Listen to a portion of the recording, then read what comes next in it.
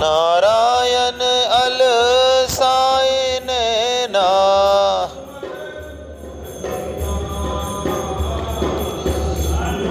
मन जूप निधान,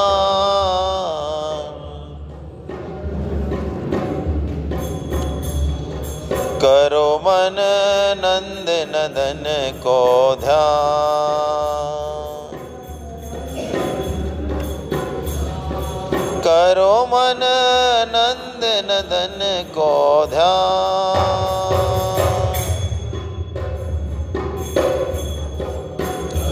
मन नंद नदन को ध्यान, करो मन नंद नदन को ध्यान।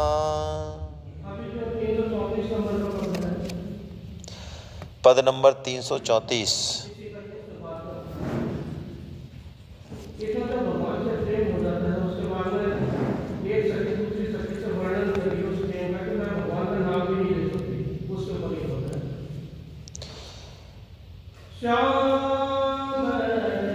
Page 140, page 140।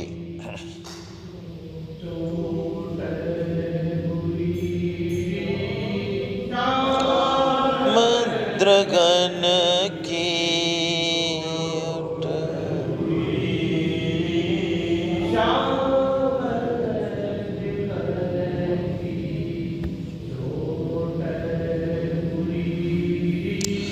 श्याम द्रगन की चोट बुरी री,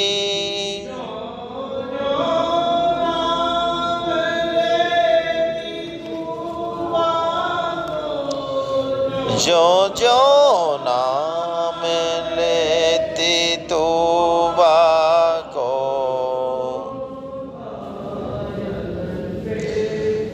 नौन पुरी री, वो घायल पे नौन पुरी री,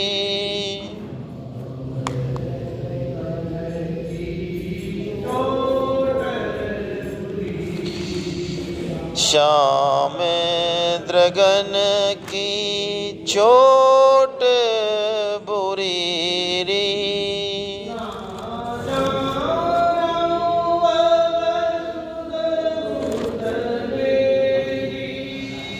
ना जानो अब सुध बुध मेरी,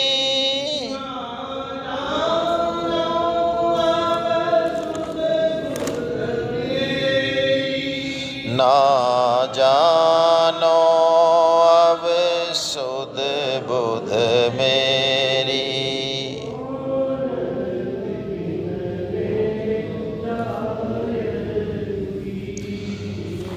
कौन विपिन में जाए दूरी री,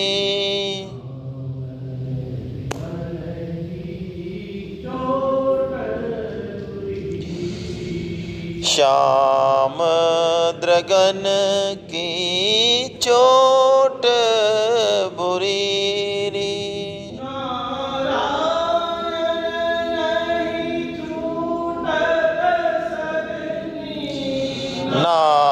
नारायण नहीं छूटत सजनी,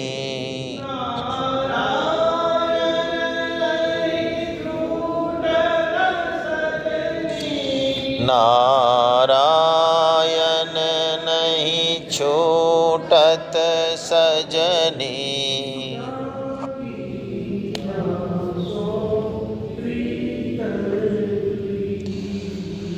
जाकी जासो प्रीत जुरी री,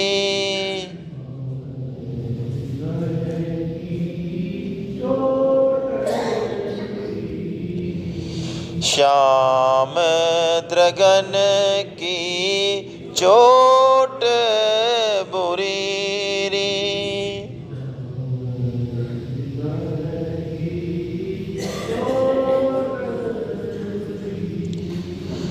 श्याम द्रगन की चोट बुरी री।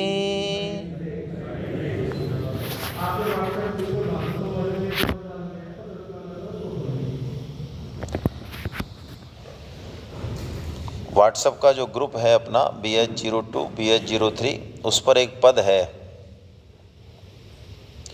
उसको देख लें। आपके ग्रुप पे एक पद डाला है।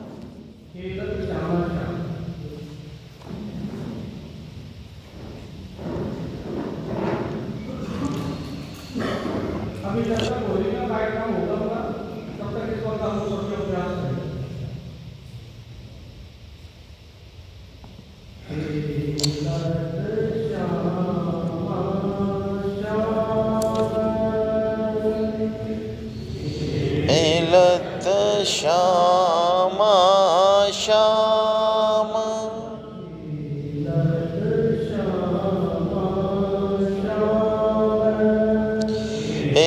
लत श्यामा श्याम।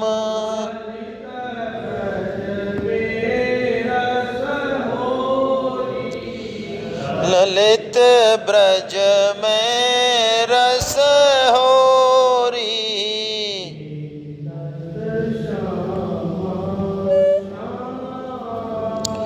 खेलत श्यामा श्याम।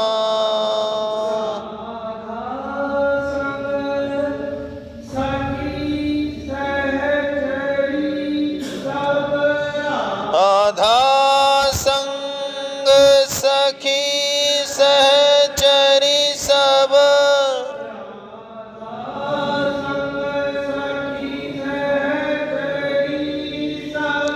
राधा संग सखी सहचरी सब।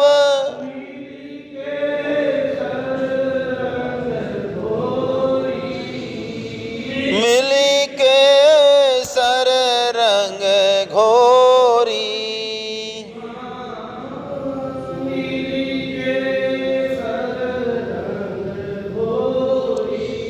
हाँ मिली के सर रंग घोरी।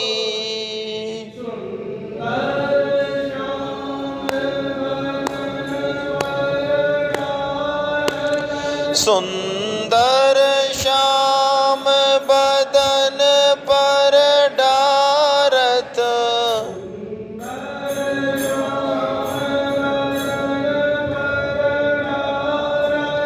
सुंदर श्याम बदन पर डारत।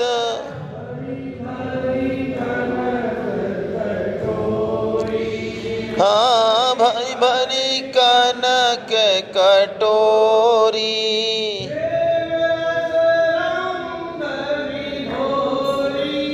प्रेम रस रंग बेभोरी।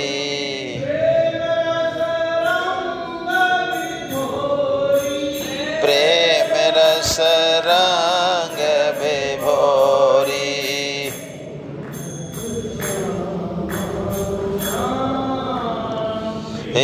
लत श्यामा श्याम।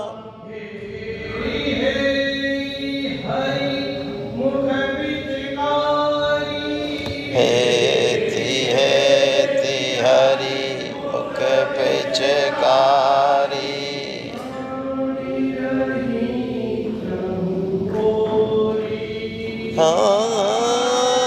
रही चहु ओरी।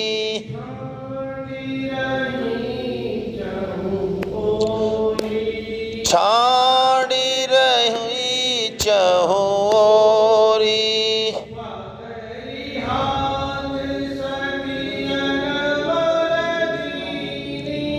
पकड़ी हाथ सखियन मल दीन्ही।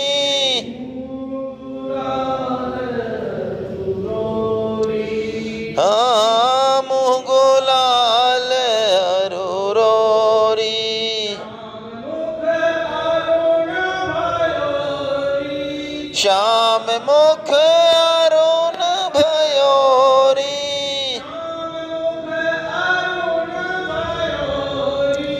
श्याम मुख अरुण भयोरी।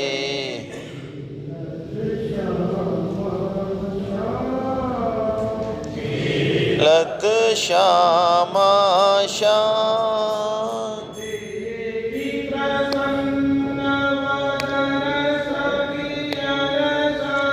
देखी प्रसन्न बदन सखियन संग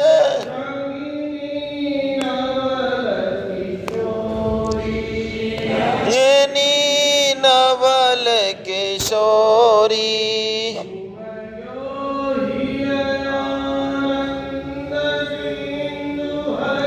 ओम ग्यो ही आनंद सिंधु हरि।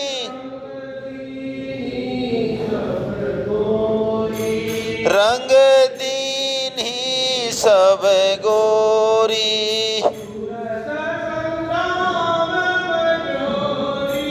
सुरस संग्राम मचोरी।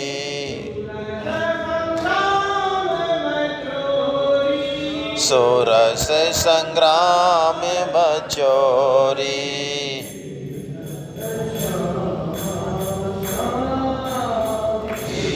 लत श्यामा श्याम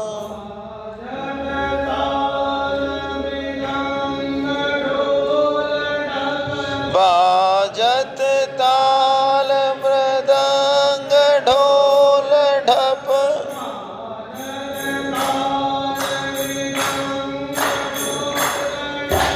बाजत ताल मृदंग ढोल ढप।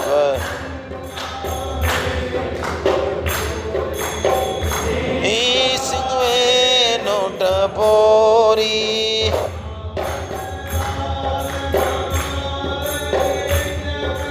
गावत राग धमार नृत्य करी। अबीर की होरी।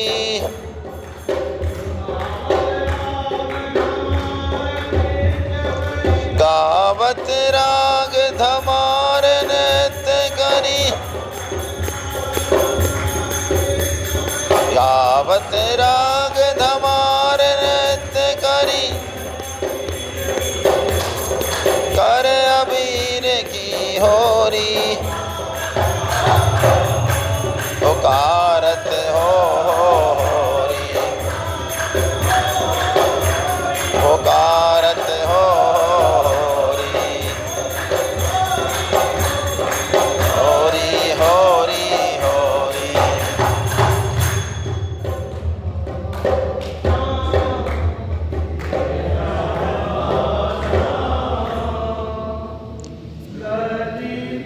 ब्रज में रस ओरी। लित ब्रज में रस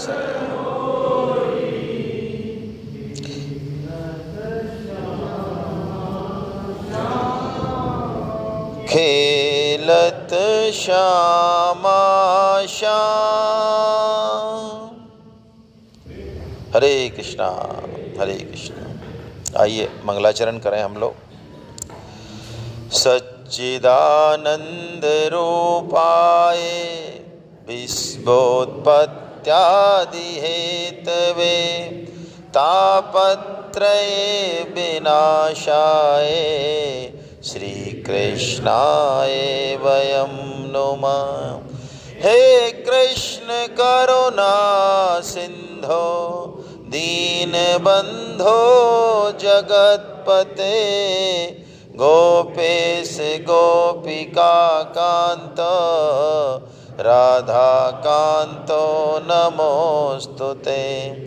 तप्त कांचन गौरांगी राधे वृंदावनेश्वरी।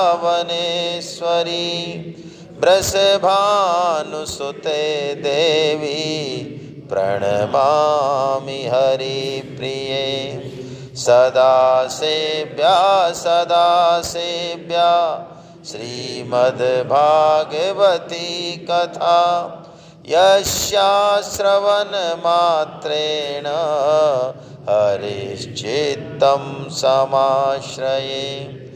कलेर्दोष निधे राजन् अस्ति एको महान् गुणा। कीर्तनादेव कृष्णस्य मुक्तसंग परं व्रजे। श्रवणं कीर्तनं विष्णो स्मरणं पादसेवनम् अर्चनं वन्दनं दास्यं सख्यमात्मनिवेदनं। दयया सर्वभूतेषु सन्तुष्ट्या येन केन वा सर्वेन्द्रियोपशान्त्या च तुष्यत्यासु जनार्दन। निरोधयति मां योगो न सांख्यं धर्म एव च न स्वाध्यायस्तपस्त्यागो नष्टापूर्तं। व्रतानि यज्ञच्छन्दांसि तीर्थानि नियमायमा। यथा वरुन्धे सत्संग सर्वसंगापहो हि माम्। अहो वकीयं स्तनकालकूटं जिह्वासयापाय यदप्यसाध्वी। लेभे गतिं धात्र्युचितां ततोऽन्यं कं वा दयालुं शरणं व्रजेम। नेमं विरञ्चो लभते प्रसादं न श्रीर्न सर्वै किमुतापरेते। यन्नो सुराणामसि दुर्गपालो विश्वाविबन्धैरपि बन्धिताङ्घ्रि। निवृत्तशैरुपगीयमाना भवौषधाश्रोत्रमनोभिरामा। कै उत्तम श्लोक गुणानुवादा पुमान् विरज्येत विना पशुघ्ना। वाणी गुणानुकथने श्रवणो कथायां हस्तौ च कर्मसु मनस्तव पादयोर्न। स्मृत्यां शिरस्तव निवास जगत्प्रणामे। दृष्टिं सतां दर्शनेस्तु भवत्तनूनां। कायेन वाचा मनसेन्द्रियैर्वा बुद्धयात्मना वानुसृत स्वभावा। स्मृतं परस्मै नारायणायेति समर्पयेत्।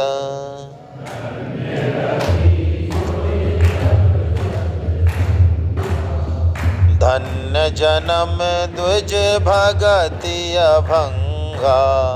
अहि कल काल न साधन दूजा। जोग यज्ञ जप तप व्रत पूजा। कह हनुमंत विपति प्रभु सोई। जब तब सुमरन भजन न होई। राम ही सुमरिये गाइए राम ही संतत सुनिए राम गुण ग्राम ही।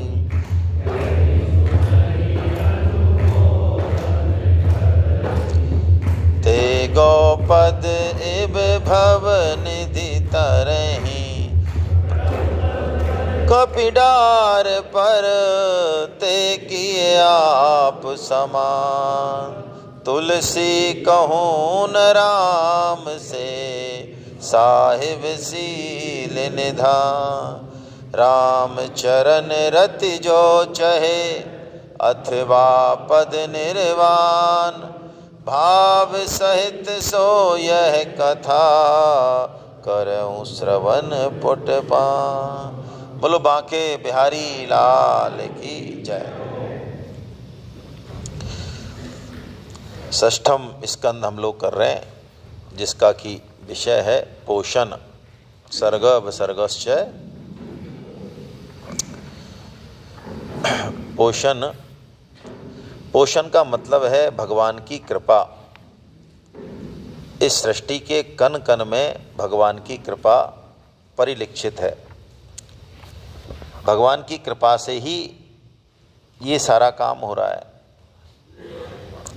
भगवान की कृपा नहीं हो तो हम कुछ भी नहीं कर सकते। पहले ही सृष्टि ने सारा कुछ विधान किया हुआ है। प्रकृति जो विभिन्न तरह के खेल खेल रही है, ये भगवान की अध्यक्षता में ही खेल रही है, भगवान की कृपा से, भगवान के निर्देशन में ही खेल रही है। मैं एक उदाहरण के रूप में आपको बात बताऊं, यदि बच्चे को ये स्मृति नहीं हो, उसका ये स्वभाव नहीं हो, भगवान ये विधान नहीं करें कि वो माँ का दूध पी ले, तो माँ का दूध पीने में, स्तन को पकड़ने में, दूध को चूसने में हजारों नाड़ियाँ, साइंस से कहती है, काम करती हैं। वो वृत्ति, वो मेमोरी, वो स्मृति उसके पास नहीं हो तो 1000 डॉक्टर, 1000 साइंटिस्ट मिलकर भी बच्चे को दूध पीना नहीं सिखा सकते। नहीं सिखा सकते, कितना ही कोशिश करने के बाद भी नहीं सिखा सकते। उस कृपा का हम अनुभव करें, उस अनुग्रह का हम अनुभव करें, ये बहुत बड़ी बात है। गीता के तीनों योग इस कृपा में छुपे हुए हैं। और वो कृपा ग्रंथ के रूप में, गुरु के रूप में, भगवान के नाम के रूप में साक्षात है। कलयुग में बहुत ज़्यादा है, विशेष प्रकट है। फिर भी हमारी मधानता ऐसी है कि हम उस कृपा की ओर अनुभव नहीं करते हैं। उसका मुख्य कारण तो ये है कि कृपा निरंतर है, अहेतुकी है, सबको मिल रही है, दुष्टों को भी मिल रही है, हमारे जैसों को मिल रही है। और दूसरा, विषय भोगों के प्रति हमारी जो आसक्ति है, संसार के प्रति जो हमारी आसक्ति है, उसके कारण कृपा का अनुभव नहीं हो रहा है।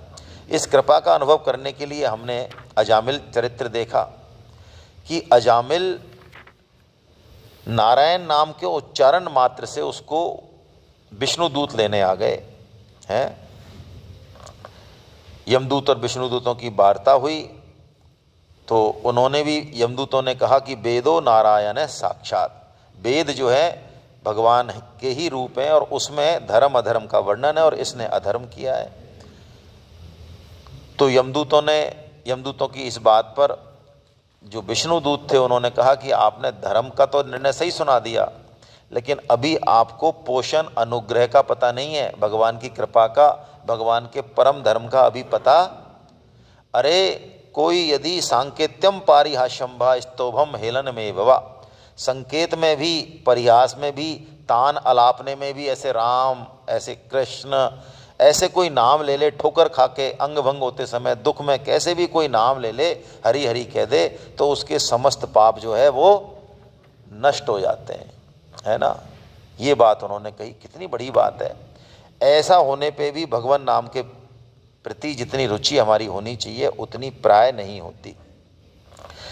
और ये बात मान लें हम कि जब तक हमारी इधर उधर वृत्ति रहती है, जैसे कि व्हाट्सएप पर भी हम बहुत सारे ग्रुप से जुड़े रहते हैं, हमारे आचार्य प्रवर भी कई सारे ग्रुप हैं, उनके समाज के हैं, कोई ऑफिस के हैं, कोई रिश्तेदारों के, ऐसे बहुत सारे ग्रुपों से, और उनमें जुड़ना और उनको लगातार देखना वो बहुत ज़रूरी समझते हैं, बहुत ज़्यादा ज़रूरी। उसके कारण गीता के या इनके मैसेज उनसे छूट जाते हैं।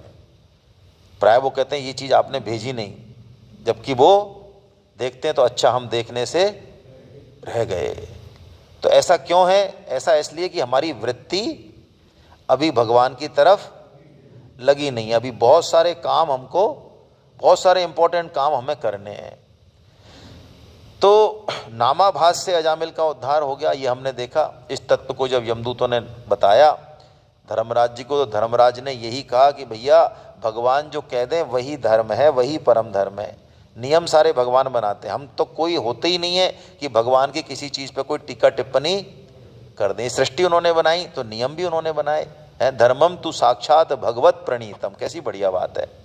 धर्म वो जो भगवान कर दें, जो भगवान कह दें वो धर्म, बाकी सब यही परिभाषा है, बस बुद्धि की परिभाषा काम नहीं आएगी।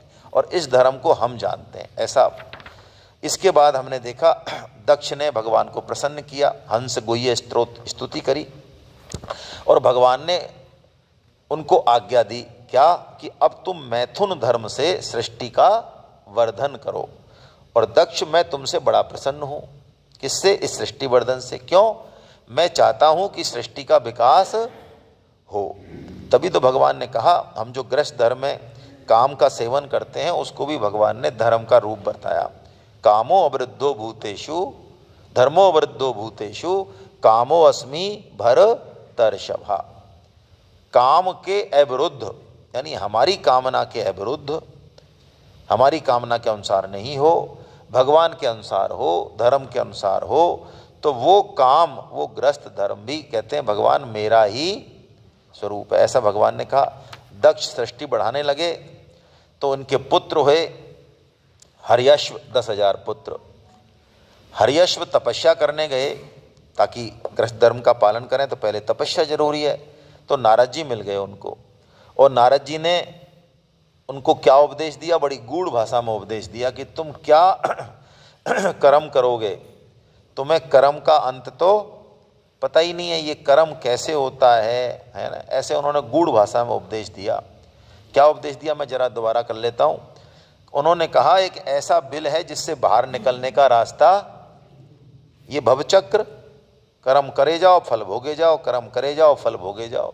जैसे लंबे से लंबे रास्ते का अंत आ जाएगा। आपको साहब 5,000 किलोमीटर दूर है, हाँ तो चले चलेंगे, है ना, लेकिन कोलू के बैल का अंत नहीं है। ऐसे ये ऐसा बिल है जिससे बाहर निकलने का, ये जन्म मरण का जो चक्र है, कर्म फूल भोग आसक्ति जन्म मरण पुनरपि जन्म पुनरपि मरणम। तो उन्होंने कहा ये ऐसा भवचक्र है। क्यों फंस जाते हैं ऐसे भवचक्र में? कि ऐसी स्त्री है जो बहुरूपनी है। हमारी बुद्धि, स्त्री नहीं बुद्धि, स्त्री रूप बुद्धि, हमारी बुद्धि जो भोगों में एक ऐसी नदी है जो दोनों तरफ बह रही है। ऐसा घर है जो 25 पदार्थों से बना है ये शरीर, है ना। तो ऐसे, और एक काल चक्र है जो घूम रहा है अपने आप लगातार। तो जब तक तुम इन चीज़ों को नहीं समझोगे तुम्हारे ऊंचे से ऊंचे कर्म करने से भी क्या फ़ायदा है? कोई फ़ायदा नहीं है, मूल में भूल है। ऐसा उन्होंने उपदेश दिया तो हर्यश्व के समझ में आ गई और उन्होंने निवृत्ति परायण रास्ता ले लिया। दक्ष को बड़ा गुस्सा आया। फिर उन्होंने सबलास 1,000 पैदा किए, 1,000 पुत्र। उनको भी नारद जी ने भगवान की तरफ मोड़ दिया। जब उनको मोड़ दिया तो नारद जी को आया गुस्सा और उन्होंने दक्ष को आया गुस्सा और नारद जी को उन्होंने शाप दे दिया कि तुम एक जगह टिक नहीं सकते हो, अब तुम चलते रहो, क्योंकि ऐसे तुम हमारी बिगाड़ दोगे सबको, हमारे बालकों की बुद्धि खराब कर रहे हो। तुम कह रहे हो ग्रस्त सब खराब है, विषय भोग खराब है, तुम्हारे कहने से क्या होता है? विषय भोग खराब है तो उनको भोगने दो, ये धीरे धीरे अपने आप उनको पता चल जाएगा कि विषय भोग है ना। भाई गधे की लात खाने से हाथ पैर टूट जाते हैं, ये बात हमने पढ़ ली। अब एक तो पढ़ ली और एक पड़ जाए हमारे लात, बोलो दोनों में कौन सा बढ़िया है?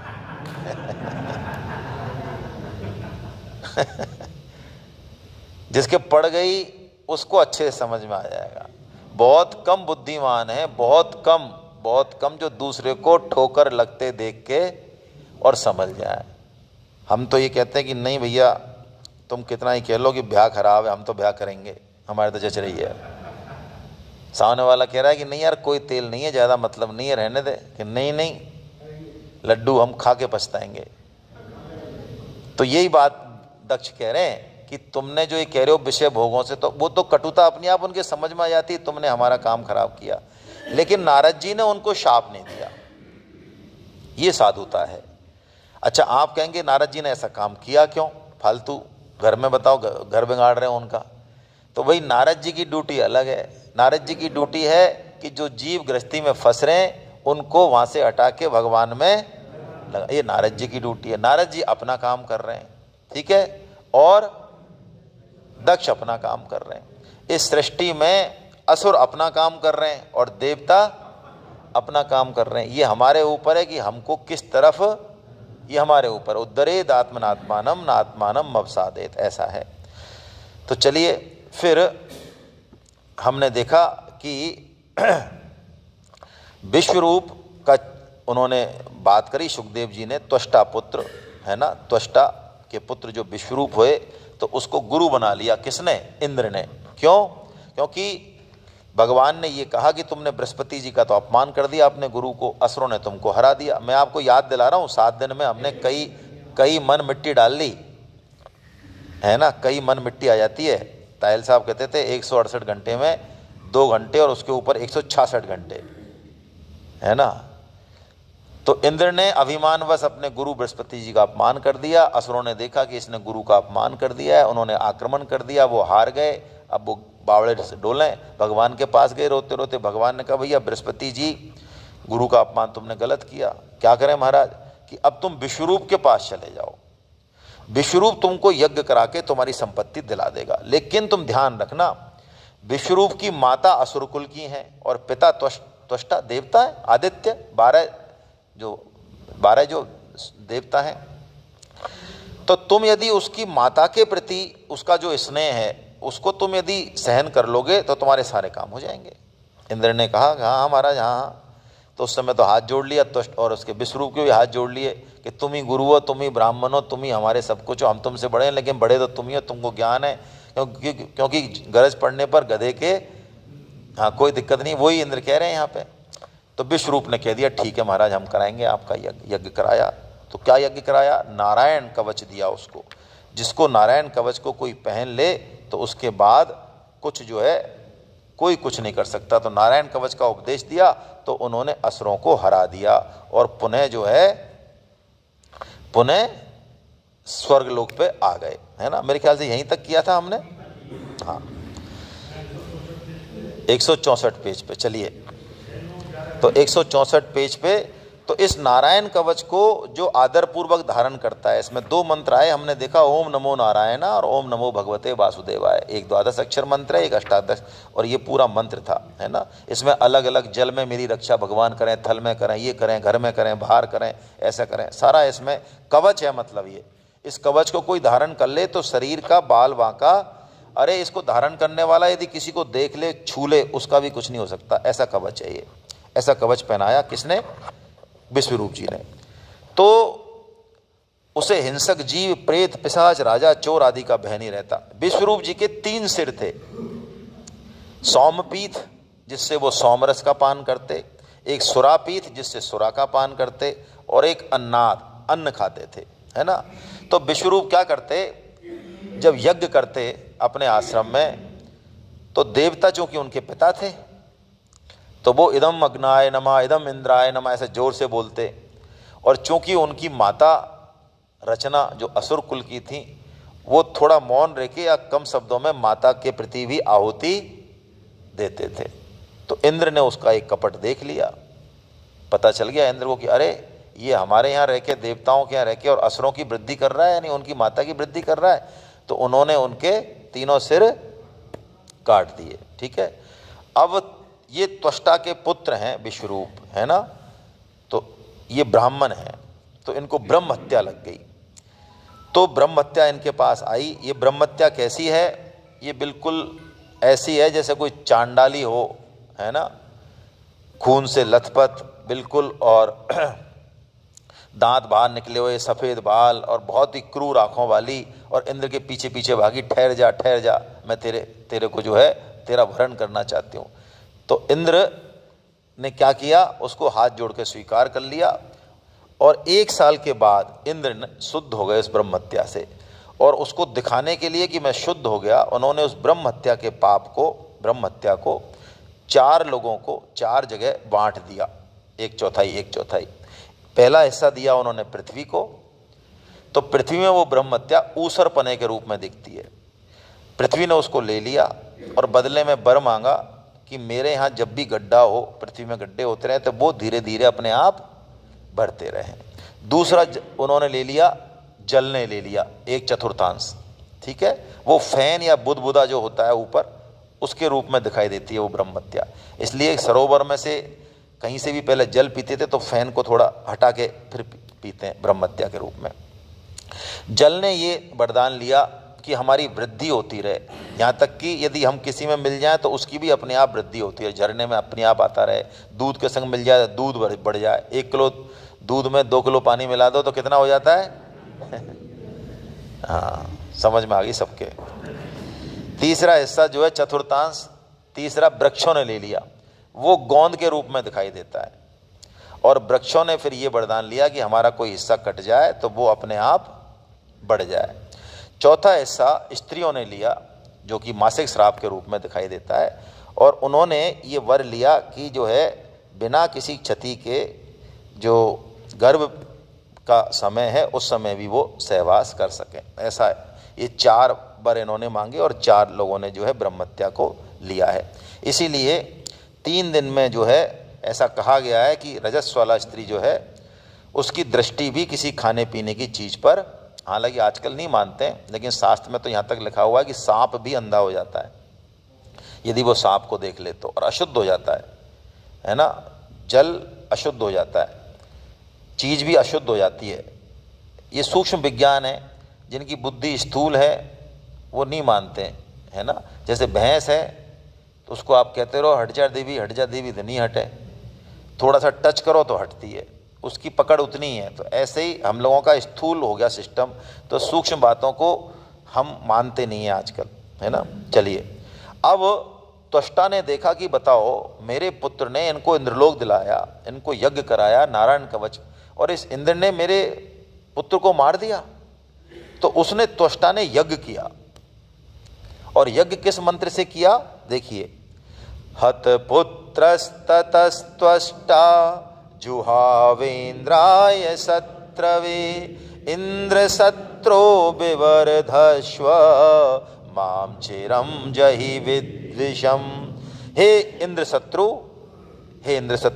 तुम्हारी अभिवृद्धि हो और तुम शीघ्र से शीघ्र अपने इस शत्रु को मार डालो। यानी पुत्र, ऐसा पुत्र उत्पन्न कर रहा है जो इंद्र हंता हो, इंद्र को मार डाले। लेकिन हुआ क्या, ये इंद्र शत्रु विवर्धस्व, इंद्र शत्रु, ये इंद्र और शत्रु ये 2 शब्द हैं। तो इंद्र शब्द का उदात्त कर दिया उन्होंने, उदात्त अर्थ कर दिया। 2 तरह के स्वर विपर्य होते हैं मंत्र बोलने में, 2 तरह की चीजें होती हैं। एक तो वर्ण होता है, वर्ण हम शुद्ध बोल रहे हैं कि नहीं बोल रहे हैं, विसर्ग का उच्चारण ऐसे। एक स्वर का विपर्य भी होता है कितना, जैसे कि गीता के श्लोक को भी 1 सेकंड हमने यदि रोक दिया कहीं पे तो आगे का श्लोक बिगड़ जाएगा। ऐसे ही यहाँ पे शत्रु शब्द को तो कर दिया उन्होंने अनुदात, और इंद्र शब्द को कर दिया उदात। उससे क्या हुआ, स्वर का विपर्य होने से समास बदल गया, बहुब्री समास हो गया। तो इंद्र को मारने वाले की जगह इंद्र के द्वारा बहुब्री समास हो गया।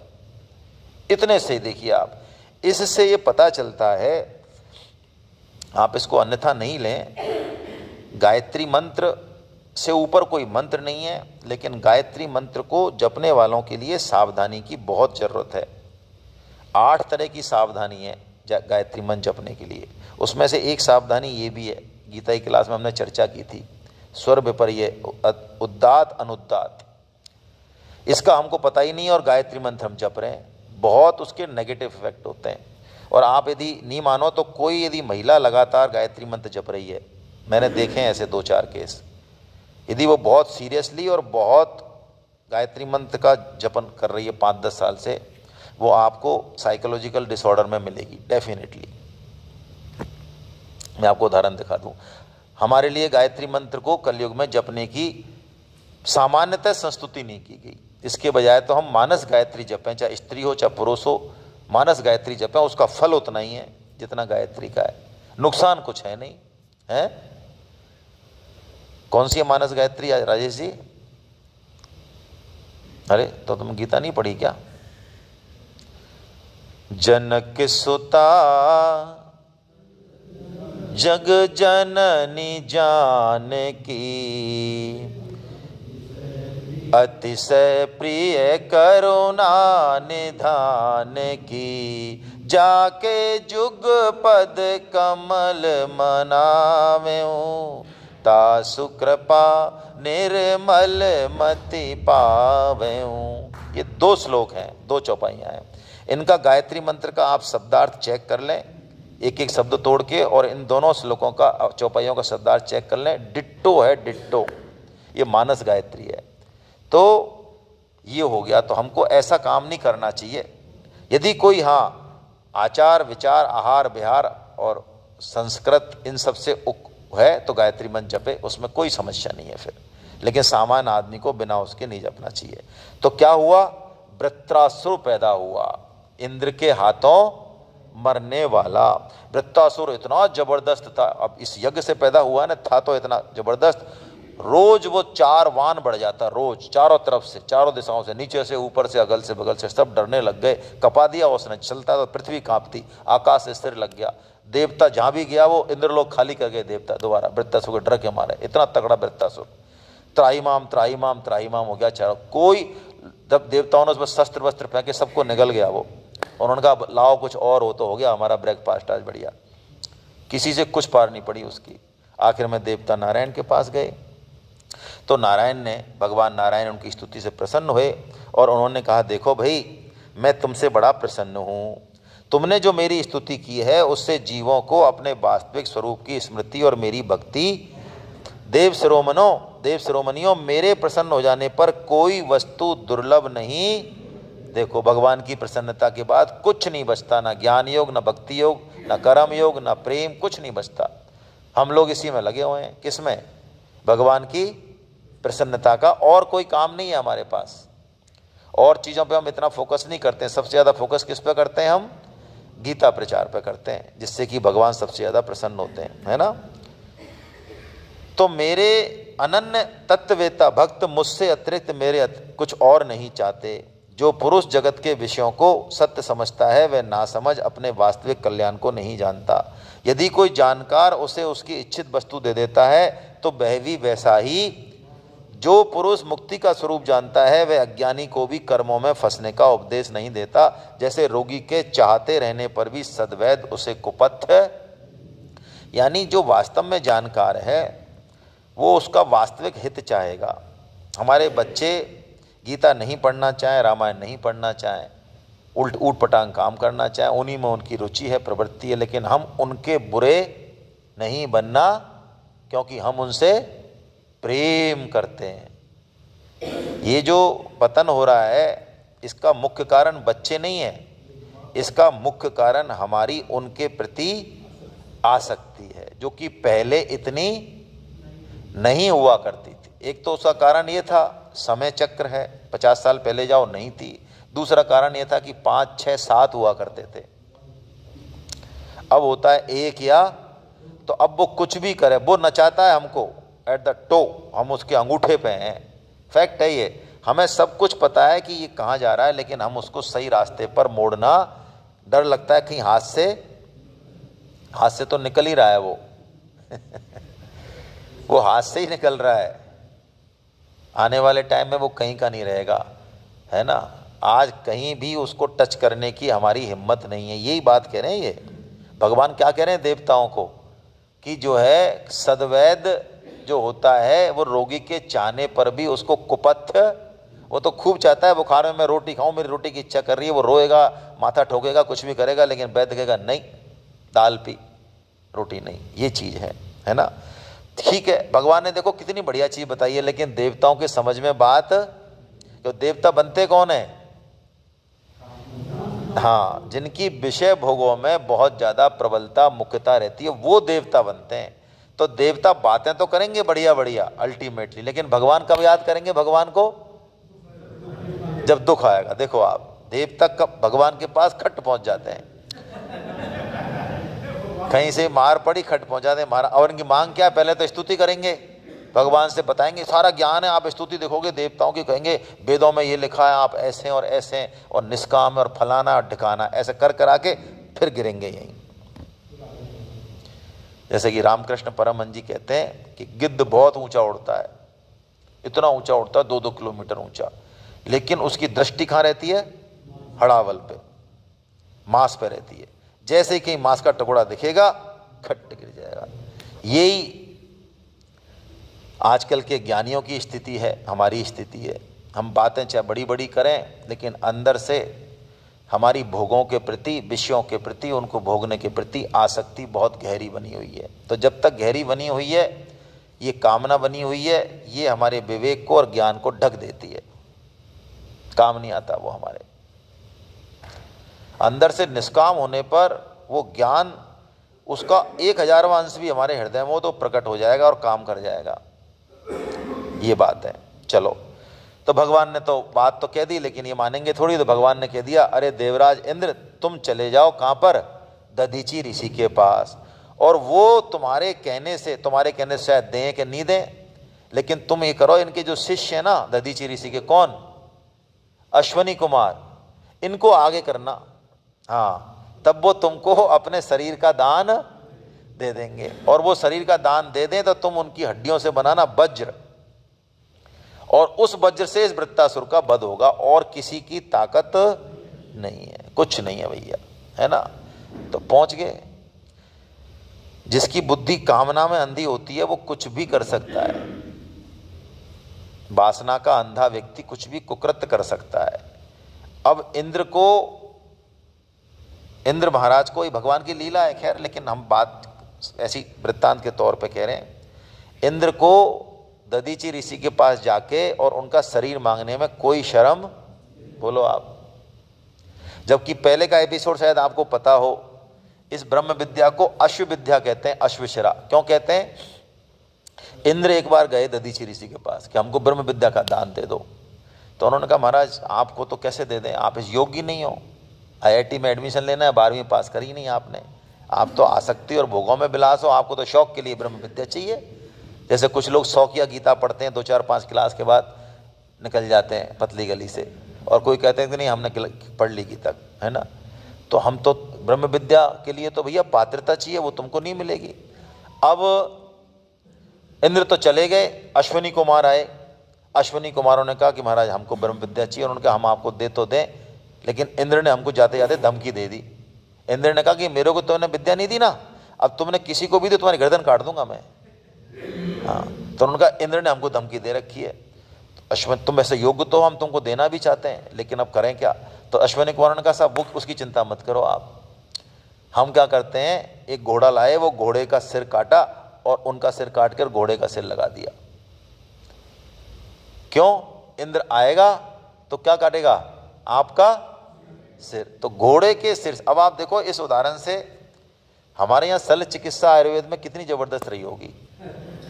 सोचो आप इसको, सोचो, मतलब ये, अब एक तो ये तरीका है कि इसको गप मान के और हम हटा दें। क्यों गप मान लें? हमारी बुद्धि में नहीं आ रहा, ठीक है ना, हमारी बुद्धि में नहीं आ रहा, इसलिए मान लें गप। एक तो ये है, एक ये कि लिखा हुआ है वो सच है, तो कितनी उन्नत होगी, कितनी उन्नत होगी।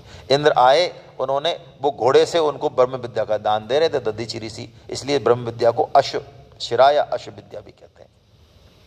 उन्होंने सिर काट दिया उनको, वो तो आवेश में थे कि मेरे को नहीं दी और इनको दे रहे हैं, तो काट दिया। उनको नहीं पता घोड़े का कट रहा है, क्या काट कूट के चले गए वो तो। उन्होंने खट उसको उठाया और उनका दधीची का। अब इस एपिसोड के बाद भी जो है इंद्र दधीची ऋषि से मांगने आ गए। बताओ क्या कह रहे हैं? अब दधीची ऋषि के पास मांगे। दधीची ऋषि बोले हंसते हुए, अरे देवताओं, शरीरियों को अपना शरीर त्यागने में जो दुसह दुख होता है, क्या तुम लोग उसे नहीं जानते? शरीर मांग रहे हो तुम। संसार में जीवित रहने के इच्छुक जो पुरुष हैं उनको अपना शरीर बहुत प्रिय। जिजीविषूणाम जीवानात्मनाम प्रेष्ठ इहेप्सितः। ऐसी स्थिति में यदि साक्षात विष्णु भगवान भी उसे मांगे तो उसे देने का साहस कौन करेगा, है ना। अब देवता देखिए क्या जवाब दे रहे हैं इस बात का। भगवान आप जैसे उदार और प्राणियों पर दया करने वाले महापुरुष भला कौन सी वस्तु का त्याग नहीं कर सकते? आप तो महान है, हाँ त्यागी हैं आप तो। और संसार स्वार्थी है, यानी हम तो स्वार्थी हैं। तो जो स्वार्थी होता है उसको ये पता ही नहीं है कि जो मैं मांग रहा हूँ उसको देने में कितनी दिक्कत आएगी सामने वाले को। उसकी निगाह तो अपने स्वार्थ पे, तो उसमें बुद्धि नहीं होती। और यदि उसमें बुद्धि होती महाराज तो वो मांगता ही क्यों। देखो इंद्र क्या जवाब दे रहे हैं। इसी प्रकार वो दूसरा पक्ष भी बता रहे हैं, जो नटता है, मना करता है, उसको भी नहीं पता है कि वो किस संकट में पड़ा हुआ है मांगने वाला, वरना वो भी क्यों मना करता है। लेकिन दधीची ऋषि ने कहा कि मैंने तुम्हारे मुंह से ये बात सुनने के लिए ही ये बात पूछी थी कि देखो तुम क्या जवाब देते हो, धर्म का प्रत्युत्तर, है ना। अब दधीचि ऋषि अपना मंतव्य बता रहे हैं, असली मंतव्य क्या, कि मेरा ये शरीर तो एक ना एक दिन तो ये छोड़ने ही, तो मैं इसे अभी छोड़ देता हूं। और क्या बताया, मनुष्य को इस विनाशी शरीर से, धन आदि से दुखी प्राणियों पर दया करके मुख्यतः धर्म का और गौणतः यश का, हम जो परोपकार करते हैं वो क्यों पिट जाता है, उसमें मुख्य यश है। जबकि यहां पे क्या कहा जा रहा है, धर्म आज्ञा पालन मुख्य होना चाहिए और गौण क्या होना चाहिए, मान बढ़ाई। वो आ रही है तो आ रही है, हमारा बस नहीं है उसमें, आ रही है तो आ रही है, जैसे आ रही है ऐसे एक्सेप्ट कर लो, जैसे नहीं आ रही है इसको भी एक्सेप्ट कर लो। तो दूसरे प्राणी के दुख में दुख का अनुभव करे और सुख में सुख का, यही पुण्य कीर्तिशाली पुरुषों का अविनाशी धर्म है। फिर वो आगे कह रहे हैं, मानव जाति की कैसी कृपणता है, कितने दुख की बात है कि जिनके द्वारा मनुष्य का कुछ भी स्वार्थ नहीं सदता, जो दूसरों के भोगने योग्य और क्षण भंगर है, कौन, शरीर, जन, धन, सब कुछ, ये उनसे भी वो दूसरों की भलाई, ये क्षुद्र वृत्ति होती है हम सब में, बहुत ज्यादा क्षुद्र वृत्ति होती है। बहुत कम लोग हैं जो उदार होते हैं, जो अपनी चीज़ों का, अपने शरीर का, बल का, घर की चीज़ों का, धन का उदारता पूर्वक दूसरे के लिए इस्तेमाल करने दें। ऐसी विशालता, उदारता बहुत कम लोगों में होती है। प्राय हम में, सब में क्षुद्रता बहुत ज़्यादा होती है, पकड़ बहुत ज़्यादा होती है। माता बहनें थोड़ी सी इसमें हमसे ऊपर हैं। हाँ, परहित लागी तजई जो देही, संतत संत प्रशंसई तेहि, शिव दधीच हरिचंद नरेसा, सहे धर्म हित कोटि कलेसा। यही है भाई, इनका नाम आ रहा है, इन्होंने धर्म की रक्षा के लिए सब कुछ त्याग दिया। शिवी, दधीच, हरिश्चंद्र, है क्या बात है। अब उन्होंने अपना शरीर त्याग दिया, अपने मन को ब्रह्मा में लीन करके, और विश्वकर्मा ने उनकी वज्र बनाया हड्डियों से, और इंद्र को, अब इंद्र आ गए ऐरावत हाथी पर और युद्ध के लिए चले। दोनों में युद्ध होने लगा, है ना। असुरों की सेना भागने लगी। तब जो वृत्तासुर है उनका सेनापति, वो कह रहा है, ये बड़े बड़े दैत्यों का नाम ले रहा है, अरे नमूचे, हे नमूचे, हे पुलोमन, हे संबर, मेरी बात तो सुनो भाई। क्या बढ़िया बात कह रहा है कि जो उत्पन्न हुआ है उसकी मृत्यु, मरना तो है, ऐसा हो नहीं सकता कि मृत्यु ना हो, लेकिन संसार में दो तरह की मृत्यु बहुत दुर्लभ है जो तुमको मिल सकती है। क्या, एक तो योगी अपने प्राणों को वश में करके और भगवान में अपना शरीर लीन कर दे स्मरण करते हुए। दूसरा, युद्ध भूमि में सेना के सम्मुख रहकर बिना पीठ दिखाए और जूझ के मर जाना। यही बात कृष्ण भगवान ने कही ना, हतो वा प्राप्यसी स्वर्गम जित्वा वा भोक्षसे महीम। तू मरना ही चाहता है ना, है ना, सॉरी, तो युद्ध करने से तेरे दोनों हाथों में लड्डू हैं, युद्ध नहीं करने से तेरे दोनों तरह के पाप लगेंगे, ये कहा उन्होंने। तो तुम ऐसा भला अवसर क्यों खो रहे हो। इसके बाद वृत्तासुर की सेना आ गई और भयंकर युद्ध हुआ। इतना युद्ध हुआ कि देवता भयभीत हो गए, और वृत्तासुर ने जब गदा मारी तो ऐरावत हाथी का सिर फट गया और 28 हाथ पीछे हट गया वो इंद्र को लिए हुए। बोलो, हैं, इंद्र हो गए विषादग्रस्त, सब छूट गए अस्त्र वस्त्र। वृत्तासुर ने कहा, अभी मैं तेरे पे नहीं चलाने वाला हूँ। देखो कितना धर्म युद्ध कर रहा है वृत्तासुर। उसने कहा, तू पहले स्वस्थ हो ले और अपने हथियार बतियार ले ले, फिर ये मेरे से आना, है ना।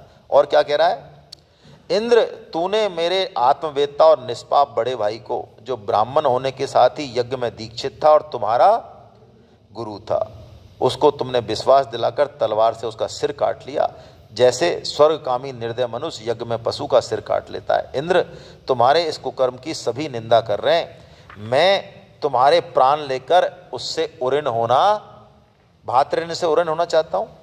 हालांकि मैं जानता हूं कि विष्णु भगवान ने मुझे मारने के लिए तुम्हें आज्ञा दी है ना। लेकिन अब आगे जो बात कह रहे हैं वो बहुत जबरदस्त बात कह रहे हैं वृत्तासुर, बहुत समझने लायक बात है। जिस पक्ष में भगवान श्री हरि हैं उधर ही विजय, लक्ष्मी और सारे गुण निवास करते हैं। ये मैं जानता हूं, विजय तेरी होगी, ये मैं जान रहा हूं, क्योंकि भगवान तेरी आज्ञा है ना। देवराज, मैं अपने मन को भगवान के चरण कमलों में लीन कर दूंगा, तेरे वज्र का वेग मुझे नहीं, मेरे विषय भोग रूपी फंदे को ही। क्या बात कर रहा है, देखिए मृत्यु का कैसा स्वागत कर रहा है वृत्तासुर, अद्भुत चरित्र है। जो पुरुष भगवान से अनन्य भाव से प्रेम करते हैं और जो उनके निज जन हैं, पार्षद हैं, कौन, भगवान के जो भक्त हैं, उन्हें वे स्वर्ग पृथ्वी रसातल आदि का ऐश्वर्य, क्यों? क्योंकि उनसे परमानंद की उपलब्धि तो होती नहीं, उल्टे द्वेष, उद्वेग, मानसिक पीड़ा, कलह, व्यसन और श्रम ही हाथ।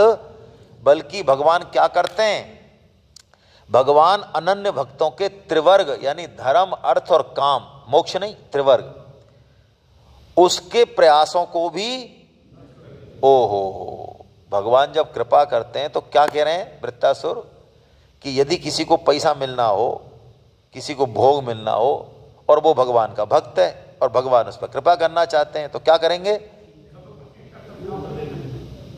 बोलो तो बोलो भैया, अब अगली क्लास में आना है कि नहीं आना है?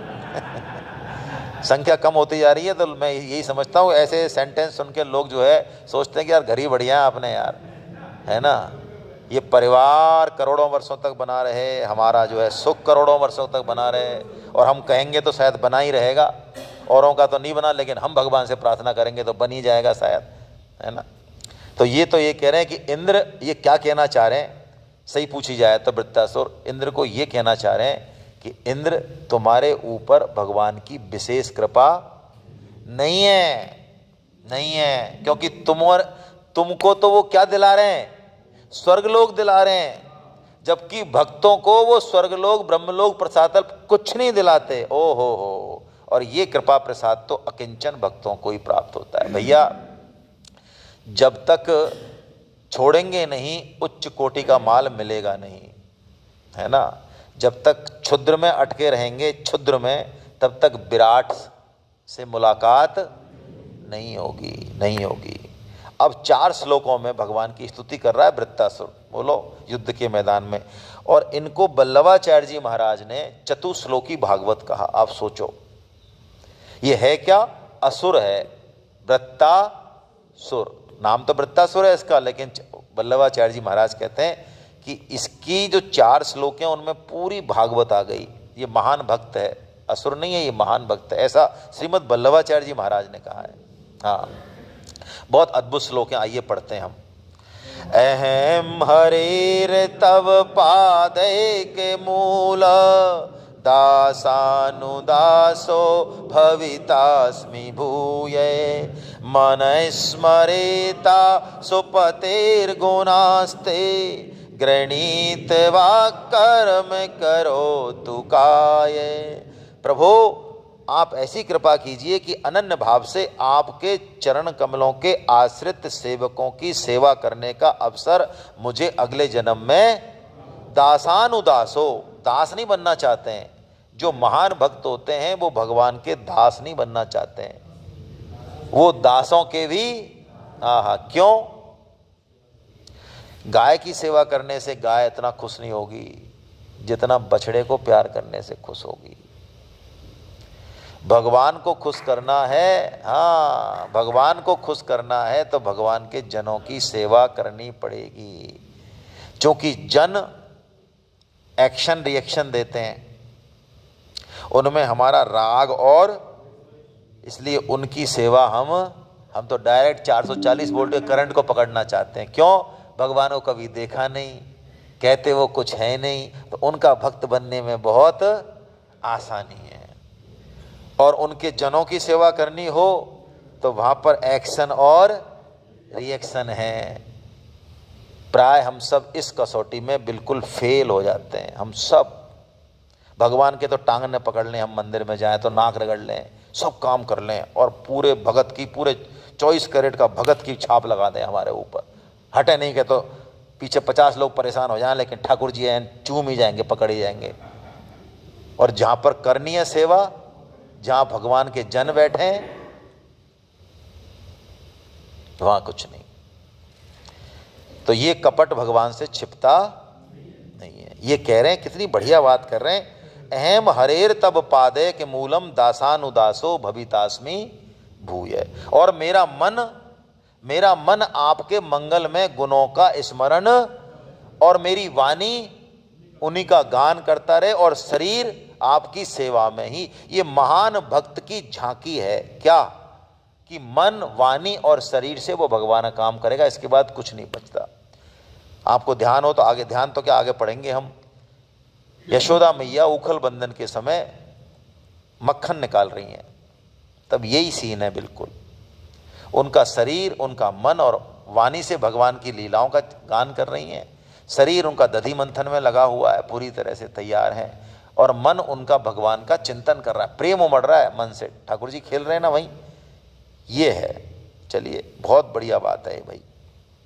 न नाक पृष्ठम न च पारमेष्ठम न सार्वभौमम न रसाधिपत्यम न योग सिद्धिर पुनर्भवम वा समंजस त्वाविरहय्य कांक्षे। ऐसा कब होगा, ऐसा कब होगा जो ऊपर के श्लोक में बताया, जब ये होगा। क्या है स्थिति वृत्तासुर की, न नाक पृष्ठम, ये नाक का मतलब स्वर्गलोक, न पारमेष्ठम ब्रह्मलोक, न सार्वभौमम भूमि का, पूरी अखंड भूमि का। हमको तो एक कॉलोनी में कोई 2 प्लॉट दे दे तो हमारे रात को नींद नहीं आवा दिन, और ये क्या कह रहे हैं, पूरी भूमि का। हम पढ़ तो लेते हैं, हमारी स्थिति को पता नहीं चलता है। हमारे किसी कॉलोनी में जिसमें हम रह रहे हो उसमें मान लो 8-10 प्लॉट होते, या पूरा की पूरा ब्लॉक ही हमारा होता, तो बोलो कैसी रहती। हाँ, बहुत बढ़िया रहती। तो ये देखो, ये वृत्तासुर हैं, ये कह रहे हैं तुम तो प्लॉट ही कह रहे हो, मेरे को पूरी पृथ्वी का बोलो। ये स्थिति है। न रसाधिपत्यम, पृथ्वी से और स्वर्गलोक से ज्यादा हैं पाताल के भोग, वो उनको वो भी नहीं चाहिए। और ऊंची बात, ये तो नहीं चाहिए, तस्माद् योगी भवार्जुना, योगी हो जा अर्जुन, भगवान ने आज्ञा दी। ये तो नहीं चाहिए तीनों चीज मेरे को 6.46 की, लेकिन कहा तू योगी हो जा अर्जुन। तो ये क्या कह रहे हैं, न योग सिद्धिर पुनर्भवम। अरे राम राम, योग की सिद्धि भी नहीं चाहिए, मोक्ष भी नहीं चाहिए। ओहो वाह, क्या बात है, क्या बात है। क्या चाहिए, तो वल्लभाचार्य जी कह रहे हैं पंचम पुरुषार्थ चाहिए, सेवा चाहिए, प्रेम चाहिए। और जब ये भाव आ जाता है तब उस भक्त की हृदय की स्थिति कैसी होती है, वो अब वर्णन कर रहे हैं 3रे श्लोक में। बहुत जबरदस्त श्लोक है भाई ये।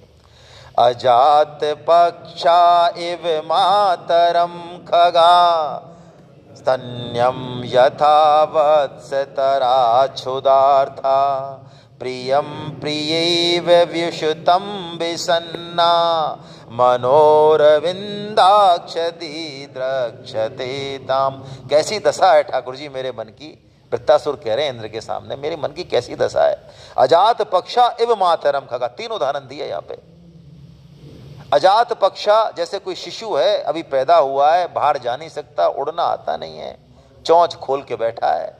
माता कभी आएगी, लाएगी दाना तो मुंह में जाएगा, नहीं आएगी तो उसके पास कुछ भी करने को नहीं है। स्तन्यम यथा वत्सतरा क्षुदार्था, जैसे कोई बछड़ा अपनी माँ का दूध पीने के लिए आतुर है, माँ आई नहीं है ना, टाइम हो गया उसको, लेट हो गई है, गाय आई नहीं चर के, क्या करे वो।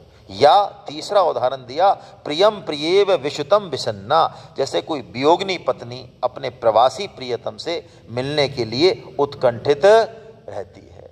इन दोनों उदाहरणों से वल्लभाचार्य जी महाराज ने बताया कि 1 सेकंड में सुन रहा हूं कुछ। हाँ सरोज जी कुछ कह रहे हैं। हाँ, नहीं आ रहा है, वॉइस नहीं आ रहा है, वीडियो नहीं आ रहा है।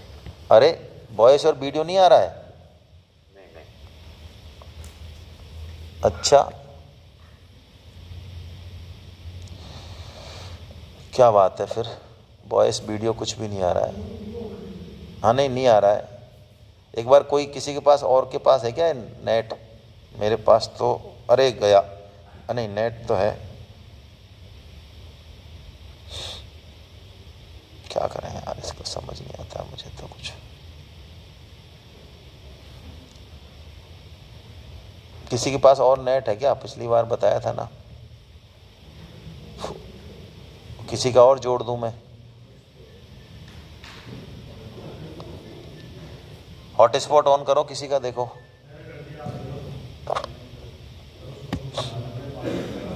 है, पासवर्ड देना पड़ेगा। हाँ, मधु माथुर जी कुछ कह रही हैं, बताएं जरा। अनम्यूट कर रहा हूं मैं आपको।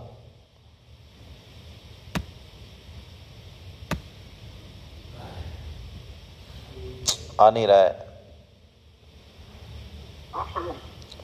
हरे कृष्णा। किसी का और का नेट लेता हूं मैं, एक सेकेंड भाई, किसी और का बताओ। मेरे को अनम्यूट तो दीजिए, मैं बता दूंगा कि हाँ नहीं ठीक है। क्या आईफोन है क्या तुम्हारा? आईफोन है? बताओ। Capital A double PLE। एक सेकेंड, रिकनेक्टिंग कर रहा है तो है। हाँ आपका बताओ, आईफोन आपका है ना? लो ये सिक्योर्ड कर ही नहीं रहा है, ये अलाउ नहीं कर रहा है। आईफोन नहीं कर रहा है? नहीं, आपका है आईफोन?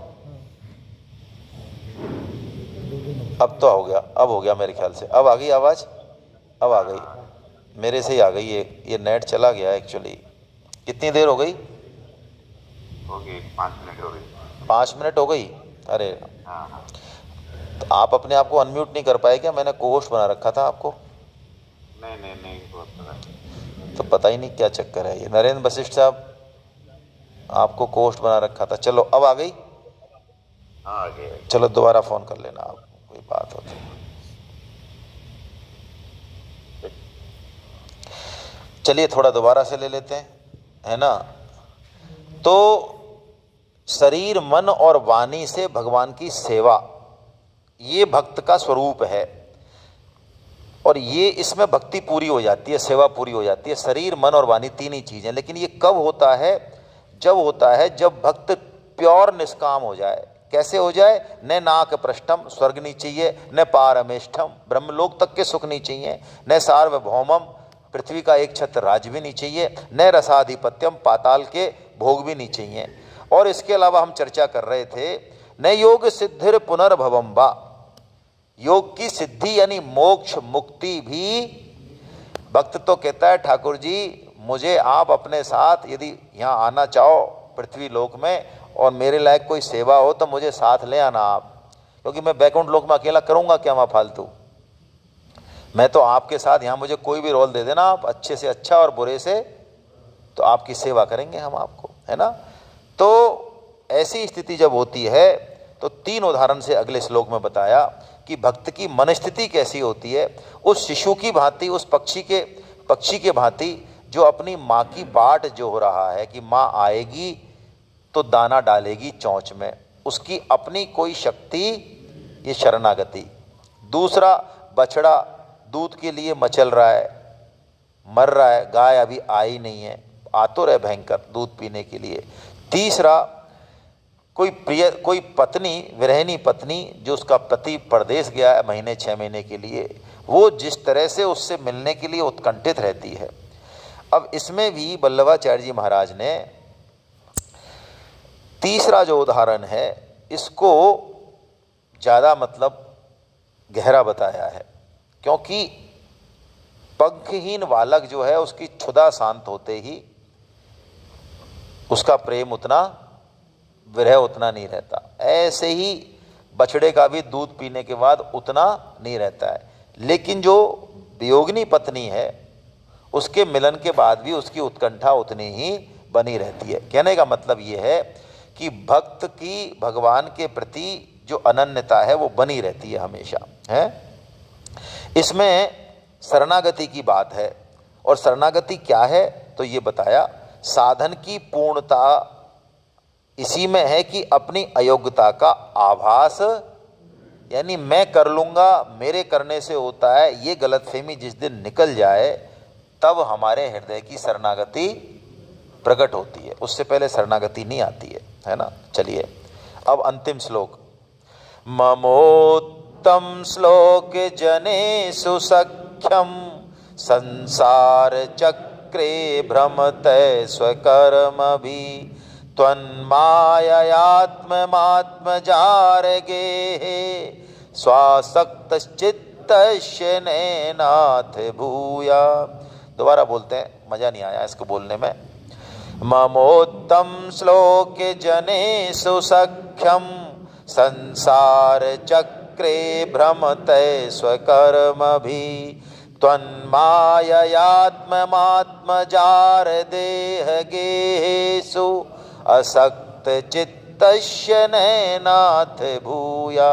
त्वन्माययात्मात्म आत्मात्म आत्मात्म जार देह जार आत्मात्म दार गेहेषु वासक्त चित्तस्य नैनाथ भूयात्। अब क्या कह रहे हैं? प्रभो मैं मुक्ति नहीं चाहता, मेरे कर्मों के फलस्वरूप मुझे बार बार जन्म मृत्यु के चक्र में भटकना पड़े, इसकी मुझे परवाह, परंतु मैं जहाँ जहाँ जाऊँ, जिस जिस योनि में जन्म लूँ, वहाँ वहाँ भगवान के प्यारे भक्तजनों से मेरी मैत्री। ओहो स्वामिन, मैं केवल यही चाहता हूँ कि जो लोग आपकी माया से देह गेह और स्त्री पुत्र में आसक्त हो रहे हैं, उनसे मेरा कभी किसी प्रकार का संबंध। क्या बढ़िया बात है, क्या बढ़िया बात है। ये अंतिम श्लोक सार आ गया। अब देखिए, हम यहाँ पर इकट्ठे होते हैं सत्संग में, चाहे ऑनलाइन चाहे ऑफलाइन, इसका क्या फ़ायदा होता है हमको पता नहीं है। जिनको पता नहीं है वो इस चीज़ को नहीं समझते हैं, वो इसको बुद्धि से समझना चाहते हैं।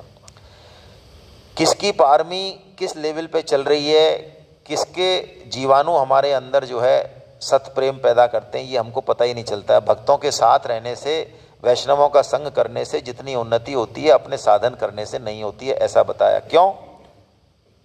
मुख्य कारण तो ये कि असाधन छूट जाता है। अकेले में असाधन बना रहता है, और असाधन के ऊपर साधन का पहाड़ भी डाल दें तब भी वो पोला रहता है। लेकिन वैष्णव संग से क्या होता है? असाधन हट जाता है। ये देखो आप, मजे की बात है ये। स्वामी जी जैसे कहते हैं ना कि 10 पतिव्रता स्त्रियों के साथ एक स्त्री रहे तो वो धीरे धीरे क्या हो जाएगी? हो जाएगी। ये संग का कमाल है। इसीलिए तो नाभाजी ने भक्त को सबसे ऊपर रखा, संग को, है ना। चलिए, ये चतुश्लोकी भागवत है ना। भक्ति को प्राप्त करने का सबसे कारगर उपाय शुद्ध भक्तों का संग। शुद्ध भक्तों के संग का हमने लाभ लिया कि नहीं?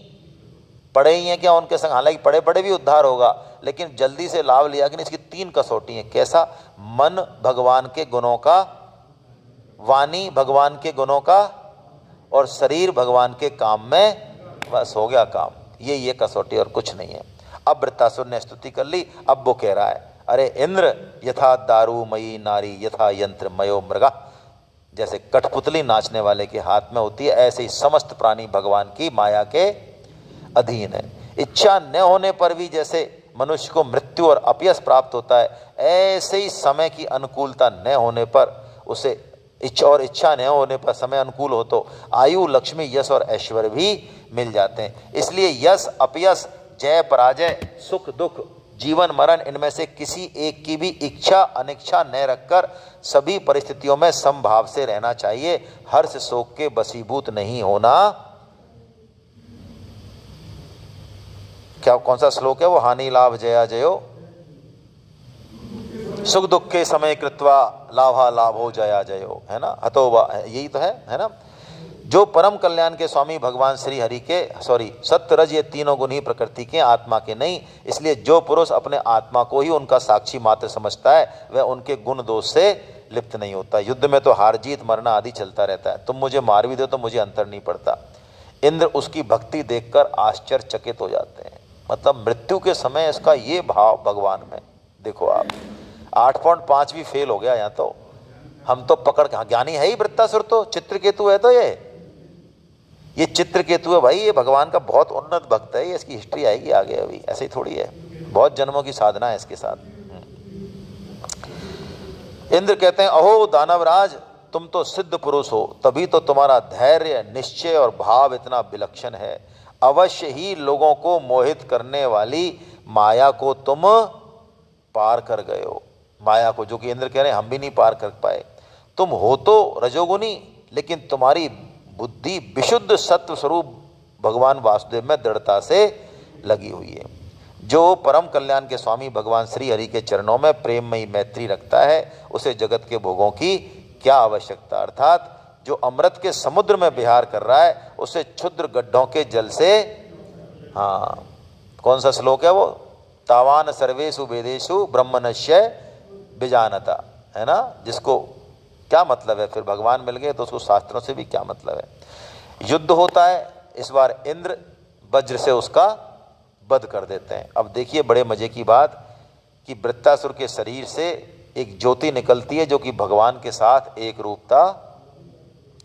परीक्षित को ये सुनकर बड़ा आश्चर्य हुआ कि तामसी राशि स्वभाव वाले वृत्तासुर के हृदय में ऐसी भक्ति कहाँ से आई, क्योंकि भगवान की भक्ति तो बड़ी दुर्लभ है।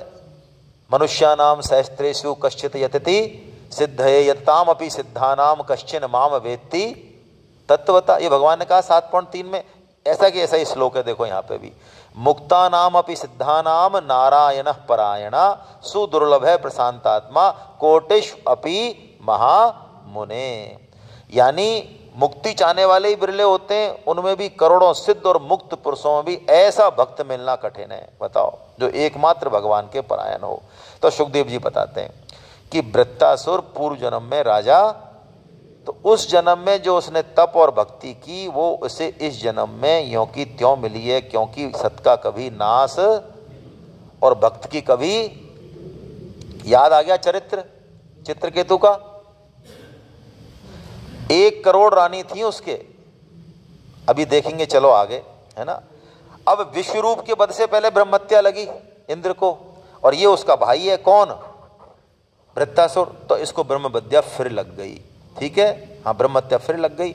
ऋषियों ने कहा हम तुमको मुक्त करा देंगे, पहले ही बात हुई थी, पहले वृत्तासुर को मारना नहीं चाहते थे इंद्र, लेकिन ऋषियों ने कहा तुम चिंता मत करो, हम ब्रह्महत्या से तुमको मुक्त करा देंगे।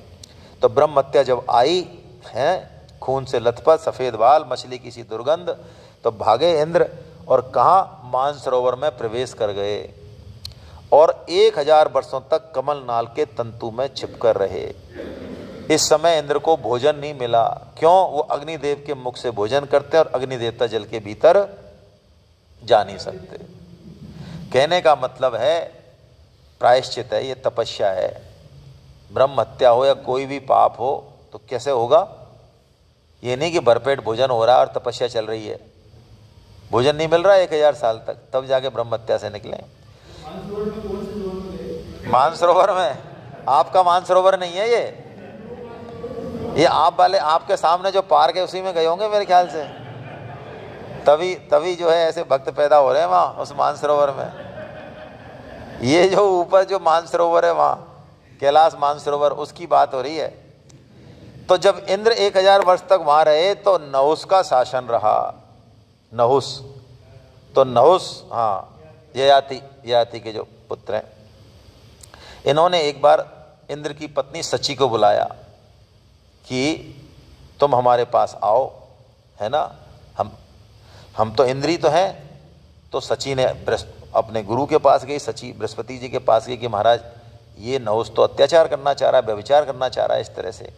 तो उन्होंने कहा कि देखो भाई ये अब तुम इसका, है ना, हमारे पास तो कोई इलाज नहीं है, तुम एक काम करो, इसका संत महात्माओं का अपमान करा दो इसके हाथ से कैसे भी, वो इसको श्राप दे देंगे तब कुछ हो सकता है, वरना तो ये इंद्र तो है ही, करें क्या। तो सची ने उससे कहा कि ठीक है तुम मेरे पास आ जाओ, लेकिन तुम ऐसी पालकी में बैठ के आना जिसको कि ऋषि और महर्षि जुते हों जिस पे। उन्होंने कहा हाँ क्या दिक्कत है, सप्तऋषि हमारे अंडर में, हम तो इंद्र हैं इस समय। तो अगस्त वगैरह सबको उन्होंने जोत दिया, जबरदस्ती जोत दिया। तो उन्होंने, अगस्त जी ने श्राप दे दिया कि तेरी बुद्धि जो है जड़ है, तो तू क्या हो जा, सर्प हो जा। तो सर्प हो गए वो नहुस जी बहुत समय तक। चलिए अब वृत्तासुर का पूर्व चरित्र हम जल्दी से ले लेते हैं। सुखदेव जी बताते हैं कि सूरसेन देश में चक्रवर्ती सम्राट चित्रकेतु थे, उनकी 1 करोड़ रानियां थी। गई बुद्धि से बाहर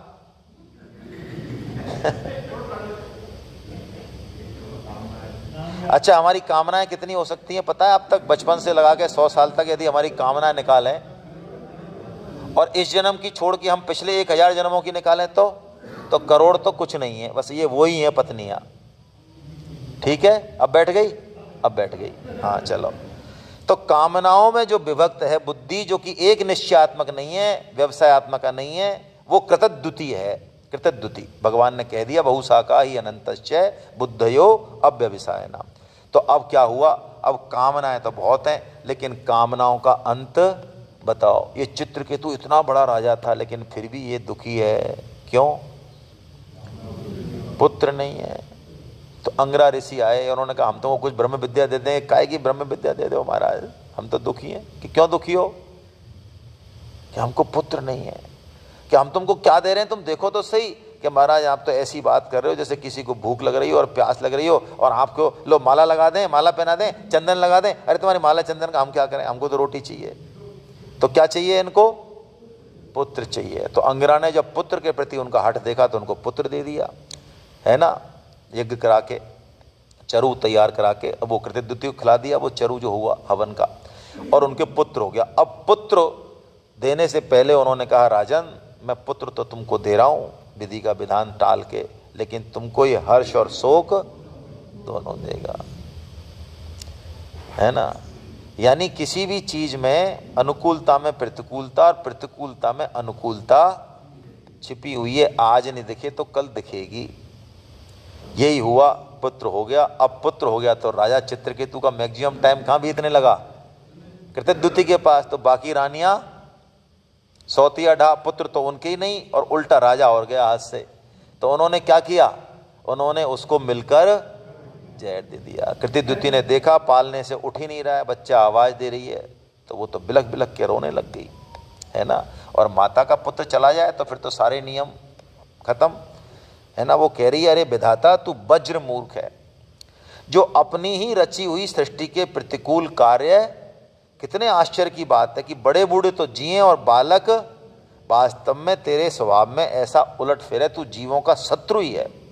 क्यों? इस सृष्टि का पालन करने के लिए तूने खुद ही आसक्ति ममता का बंधन बनाया और तू खुद ही उसे काट रहा है। ये तो ऐसे ही है, तूने खुद ही घरौंदा बनाया और खुद ही उसको मिटा रहा है। बता, ऐसे बुरी तरह से पछाड़ खा के रोने लगी राधा। राजा भी बहुत बहुत व्याकुल हो गए। तब अंगरा जी के साथ नारद जी पधारे और उन्होंने कहा कि राजन ये बालक तुम्हारा इस जन्म में और पहले के जन्मों में तुम्हारा कौन था, और उसके तुम कौन थे, और आगे के जन्मों में तुम्हारा क्या संबंध, ये विचारो। क्या कहा उन्होंने? यथा प्रयान्ति संयान्ति स्रोतो वेगेन बालुका संयुज्यन्ते वियुज्यन्ते तथा कालेन देहिना। हे राजन, जैसे जल के वेग से बालू के कण एक दूसरे से जुड़ते और बिछुड़ते रहते हैं, ऐसे ही समय के प्रभाव से प्राणियों का मिलना और बिछुड़ना। भाई एक बीज से कई बीज पैदा होते हैं, लेकिन हर बीज वृक्ष बनता है क्या? नहीं, कोई कोई बीज नष्ट भी हो जाता है। ऐसे ही आपका बालक नष्ट हो गया, ये है ना। तो ये कह रहे हैं कि जो चीज पहले नहीं थी और मरने के बाद भी नहीं रहेगी, इसका मतलब वो वर्तमान काल में भी नहीं है, मरण करने में ही जा रही है। जो स्वामी जी महाराज कहते हैं वह की वही बात है।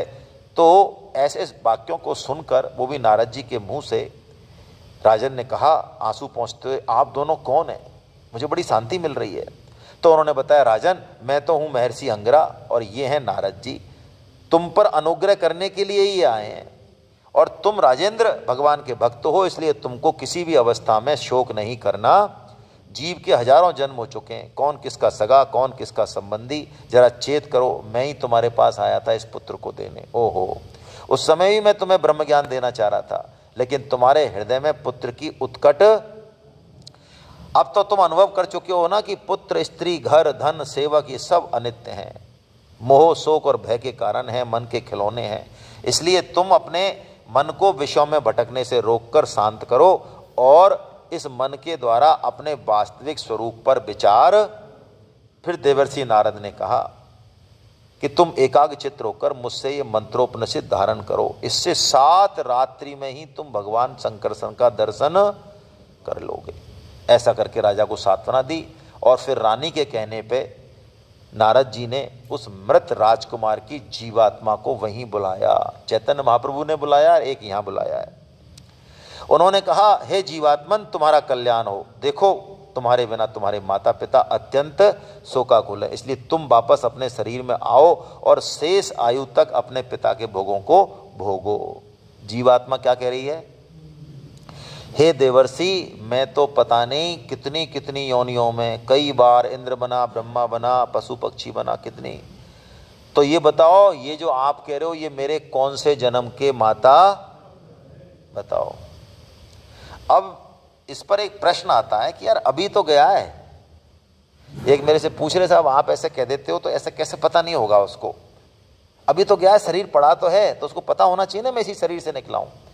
यही तो भूल है, क्योंकि अभी हमारी उस शरीर में आसक्ति है, इसलिए उस शरीर पे ऐसा लग रहा है। जब आसक्ति नहीं होगी तो हम दूसरे उदाहरण से समझें। एक व्यापारी के हाथ से दिन में 1000 चीज जा रही हैं, ठीक है, और में से एक चीज हम ले आए। कोई व्यापारी है, कभी वो कुछ बेच रहा है, गीजर कुछ कोई ऐसे बेच रहा है, ऐसे बेच रहा है, सारी चीजें बेच रहा है, फल बेच रहा है, कुछ भी बेच रहा है। अब हमारा फल आ गया खराब, तो हम उससे कहेंगे अरे भाई साहब आपने तो दिया था। अरे यार मुझे याद नहीं, अरे दिया था ना उस समय, आपने कहा था इस तराजू को 2-3 बार ऊपर नीचे किया था कि अरे तुल कैसे नहीं रहा। अरे अरे मेरे को कुछ ध्यान नहीं है यार। हाँ मैंने तो 1000 फल दिए भैया, ये फल होगा होगा मेरा होगा, दे दे तू। और हमको तो हमने तो एक ही फल लिया है वो, और उसको हमसे जुड़ा हुआ, तो हमको याद है कि ये फल कैसे दिया, कौन से हाथ से दिया, उस समय क्या किया। बस तो ऐसे ही जीवात्मा है, जैसे ही शरीर से निकली उसका उन सब के प्रति सेम भाव हो जाता है, कोई लेना देना नहीं। वही कह रही है, ना तो उसका कोई प्रिय है, ना कोई उसका ना अपना है, ना पराया है। जब तक ये शरीर में है तब तक ही उस शरीर को ये अपना, ऐसा कहकर जीवात्मा चला गया। उसकी बात को सुनकर राजा चित्रकेतु अत्यंत विस्मित हुए और उनका स्नेह बंधन विवेक जागृत हो गया। रानियां भी शोक रहित हो गईं, और जिन रानियों ने उस बालक को मारा था उन्होंने भी बाल हत्या का प्रायश्चित किया बाद में, है ना। अब जो मंत्रोपनिषद दिया नारद जी ने, उससे उन्होंने भगवान की आराधना शुरू की। ओम नमस्तुभ्यं भगवते वासुदेवाय धीमहि प्रद्युम्नाय निरुद्धाय नमः संकर्षणाय च। ओंकार स्वरूप भगवान आप वासुदेव, प्रद्युम्न, अनिरुद्ध और संकर्षण, ये चतुर्व्यूह है। चित्त के देवता वासुदेव, बुद्धि के देवता प्रद्युम्न, मन के देवता और अहंकार के देवता संकर्षण। आपके चतुर्भुज रूप का मैं नमस्कार पूर्वक ध्यान करता हूं। 7 दिन तक जल पीकर उन्होंने अनुष्ठान किया। इससे राजा चित्रकेतु को विद्याधर बन गए, वो विद्याधरों के राजा बन गए अखंड। फिर कुछ दिन बाद मन की गति सूक्ष्म होने से वो भगवान शेष के चरणों में जा पहुंचे। उनके दर्शन करके उनके नेत्रों में प्रेम के आंसू छलछलाए। अश्रुपूरित नेत्रों से भगवान शेष के चरण रखने की चौकी को उन्होंने भिगो दिया, और काफ़ी देर बाद जब बोलने लायक हुए तो उन्होंने भगवान शेष की अनंत की स्तुति की, है ना। तब भगवान शेष ने जो है उनसे कहा, क्या कहा? चित्रकेतु, देवर्षि नारद और महर्षि अंगिरा ने तुम्हें जिस विद्या का उपदेश दिया उससे और मेरे दर्शन से तुम भली भांति सिद्ध हो चुके हो। मैं ही समस्त प्राणियों के आत्मा के रूप में हूँ, मैं ही उनकी आत्मा हूँ और मैं ही पालन करता हूँ। शब्द ब्रह्म और परम ब्रह्म दोनों ही मेरे स्वरूप हैं। अब देखिए क्या बात कर रहे हैं भगवान संकर्षण। लब्ध वे है मानुषीम योनिम ज्ञान विज्ञान संभवाम। ये जो मनुष्य योनि है ये ज्ञान विज्ञान का मूल, जो इसे पाकर भी अपने आत्मस्वरूप परमात्मा को नहीं जान लेता उसे किसी भी योनि में शांति। राजन, सांसारिक सुख के लिए जो कुछ चेष्टा की जाती है उसमें तो श्रम और कलेश है, और जिस परम सुख के उद्देश्य से भी की जाती हैं उसके बजाय उसमें दुख ही मिलता है। जगत के सभी स्त्री पुरुष कर्म इसलिए करते हैं कि उन्हें सुख मिले, दुखों से पिंड छूट जाए, परंतु उन कर्मों से न तो उनका दुख दूर होता है और न उन्हें सुख मिलेगा तो भी क्षणिक मिलेगा, खुजली सुख मिलेगा। क्यों? संसार में सुख, कृष्ण से विमुख होकर संसार का अस्तित्व नहीं है। सुख कृष्ण सेवा में है, कृष्ण आज्ञा पालन में है। यदि उसके अनुरूप कर्म हुए चाहे छोटे से छोटे तब तो सुख मिल जाएगा, और यदि इस उद्देश्य को, इस जीवन की दिशा को नहीं समझा तो बड़े से बड़े कर्म से भी दुख ही मिलेगा, आज नहीं तो कल। और ये सुख की जो आशा है, कृष्ण को हटा के, कृष्ण से विमुख होके भौतिक से, संसार से सुख लेने की जो आशा है, ये ही हमारे दुखों का मूल आशा ही परमम दुखम नैराश्यम परमम सुखम, ये पिंगला ने कहा था। तो ये मोह कलेल है। कलेल कहते हैं कीचड़ को। जैसे कीचड़ में आदमी धंसता जाता है, जितना प्रयास करेगा दलदल में, ये मोह कलेल है। इस मोह में ज़्यादा से ज़्यादा धंसता जाता है, ये भोग लूँ, ये भोग लूँ, है ना। तो क्या करे, जीव का सबसे बड़ा स्वार्थ और परमार्थ इतना ही है कि वह ब्रह्म और आत्मा की एकता का अनुभव, यदि तुम मेरे इस उपदेश को श्रद्धा भाव से धारण करोगे तो सिद्ध हो जाओगे। ऐसा कहकर शेष भगवान वहाँ से चले गए और राजा चित्रकेतु ने नमस्कार किया और फिर आकाश मार्ग से स्वच्छंद विचरण करने लगे। हरे कृष्णा हरे कृष्णा। आज इतना ही है ना।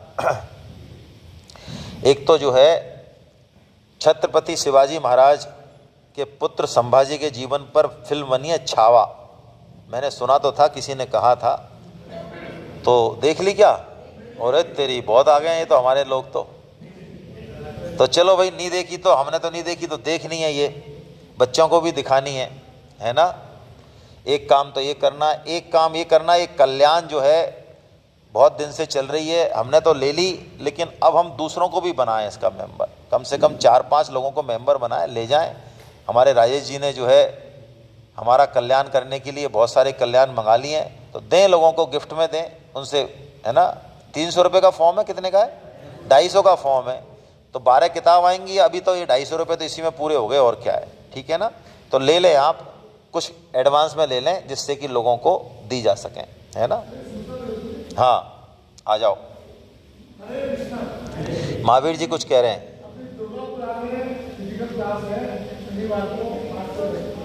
उसमें सामग्री थोड़ी भूमि है, वो जितने परिचित है उसे भी जाता है।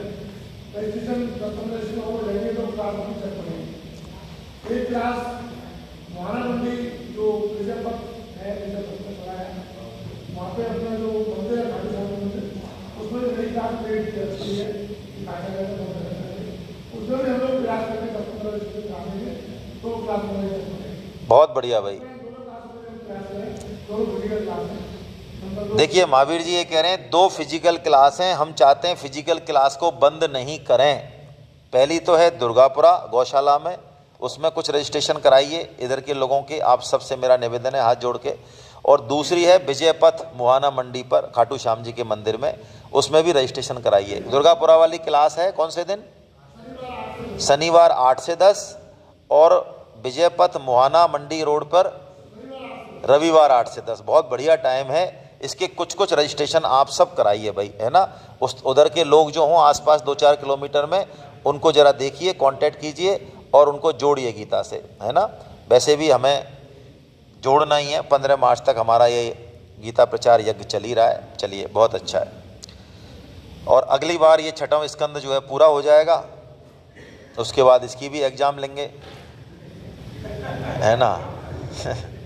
5वें स्कंद की एग्ज़ाम आई गई है। हाँ, चलिए, हमने पेपर इस बार ऐसा बनाया और आगे भी ऐसा बनाएंगे। 4थे स्कंद में 21 लोगों के 100 नंबर आए हैं, तो 21 लोगों के 100 नंबर आए, तो किसको तो टॉपर कहें और किसको नहीं कहें। तो अब हम पेपर ऐसा बना रहे हैं कि 90% क्वेश्चन आप सब कर लोगे, 5% क्वेश्चन ऐसे दे रहे हैं जिसके लिए थोड़ा पसीना आएगा। हो सकता है वो डायरेक्ट बुक में भी नहीं हो, लेकिन सूक्ष्म रूप से तो हैं, बाकी गीता प्रेस वाली किताब में तो हैं ही, है ना। चलिए, हरे कृष्ण। हाँ, एक पद हम कर लेते हैं जल्दी से।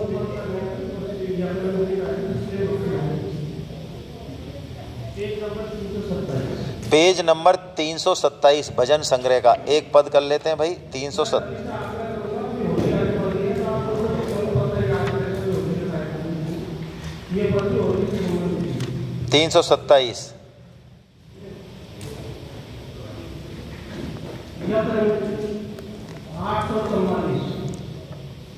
844 यक रंग का। यक रंग जो है पद नंबर 844, पेज नंबर 327, भजन संग्रह।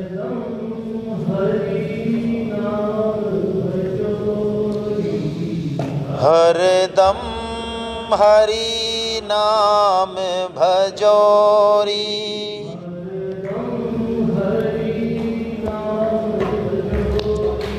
हरदम हरि नाम भजोरी,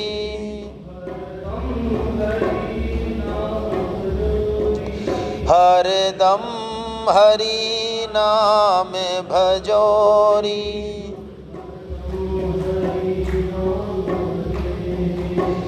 जो हरदम हरि नाम भजई हो, मुक्ति भई है जय तोरी,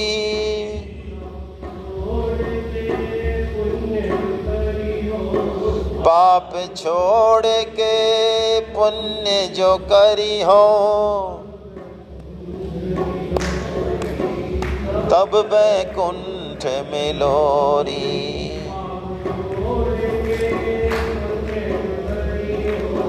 पाप छोड़ के पुण्य जो करी हो, तब बैकुंठ में लोरी,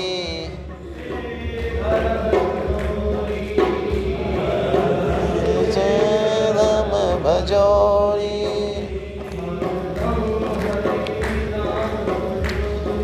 हरदम हरि नाम भजोरी,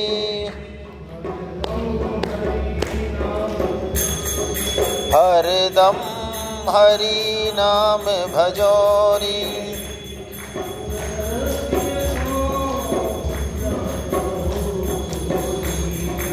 रंग पिए सो जाए कहो कोई,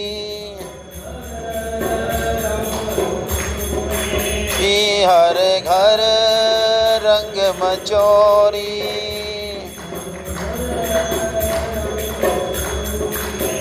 हर घर रंग मचोरी,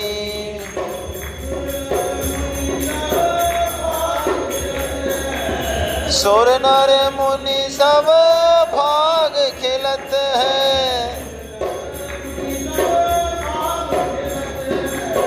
सुर नर मुनि सब भाग खिलत है,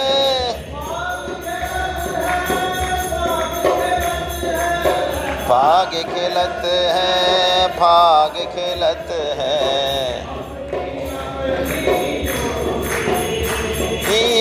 अपनी अपनी जोरी,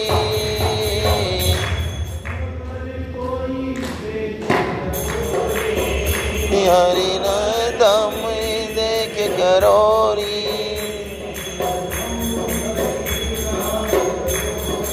हरदम हरि नाम भजोरी,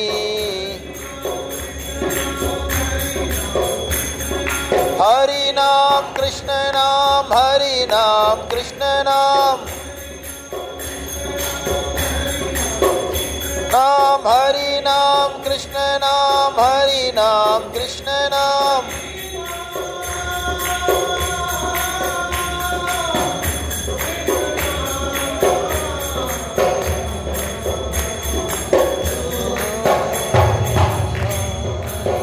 हरि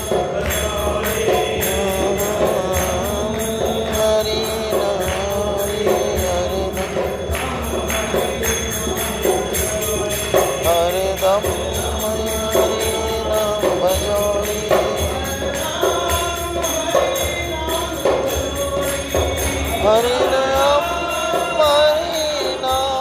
भजोरी,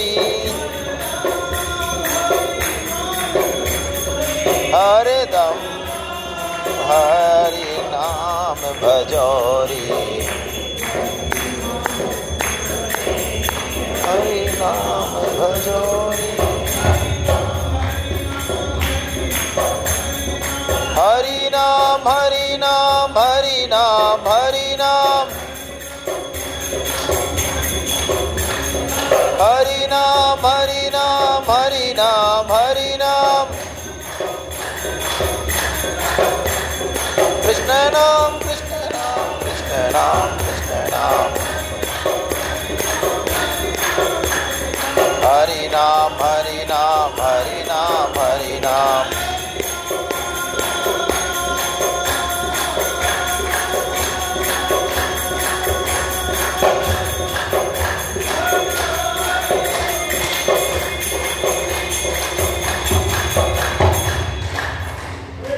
हरे कृष्णा।